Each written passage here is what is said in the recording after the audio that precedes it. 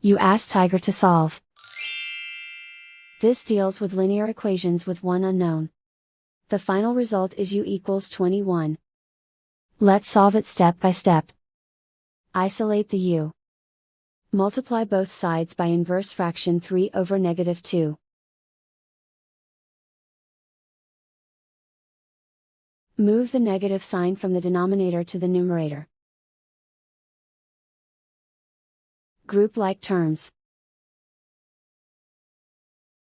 Multiply the coefficients. Simplify the arithmetic.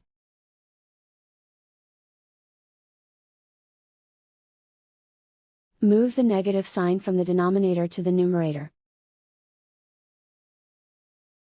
Multiply the fractions.